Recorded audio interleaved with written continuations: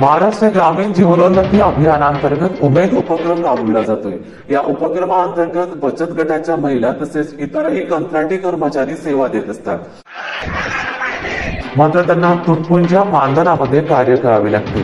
त्याकरिता शासकीय सेवेत समाविष्ट करून घेणे व मानधनात वाढ करण्यात यावी असे अनेक वेळा निवेदन देऊन झाले, मात्र तरी देखील शासनाने त्या मागण्यांची दखल न घेतल्याने अखेर एक दिवसीय आंदोलनाचा पवित्रा घेतला असून आज गोंदियाच्या जिल्हा परिषदेसमोर एक दिवसीय धरणे आंदोलनात शेकडो कंत्राटी कर्मचारी सहभागी झाले व शासकीय सेवेत सामावून घेण्याची मागणी यावेळी करण्यात आली।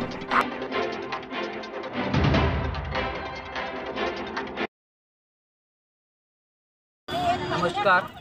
महाराष्ट्र राज्य ग्रामीण जीवनोन्नती अभियानाअंतर्गत आज संपूर्ण महाराष्ट्रामध्ये वेगवेगळ्या प्रकारचं जिल्हा कलेक्टर कार्यालयांवरती या ठिकाणी आंदोलन अभियानाच्या वतीने घेण्यात येत आहे। उमेद महाराष्ट्र राज्य महिला व कर्मचारी संघटनेच्या वतीने 2018 पासून अनेक मागण्यांसाठी शासनाकडे याचना केलेली आहे। उमेद अभियान हे 2012 पासून महाराष्ट्रामध्ये प्रत्येक गाव स्तरावर वेगवेगळ्या महिलांचे बचत गट निर्माण करून त्यांची सामाजिक, आर्थिक, औद्योगिक विकास कसा झाला पाहिजे आणि त्याच्या माध्यमातून त्यांचं सक्षमीकरण कसं होईल याच्यासाठी दिवस रात्र शेकडो कर्मचारी आणि गाव स्तरावर कॅडर काम करत आहेत। परंतु जे काम शासनाच्या एवढ्या मोठ्या कामाचं स्वरूप असल्यानंतरही एवढ्या महत्त्वाचा महिला सक्षमीकरणाचा विषयावर काम केले जाते, तरी देखील आमच्या गाव स्तरावर काम करणाऱ्या महिलांना मानधन मात्र एक किरकोळ मानधन दिलं जातं।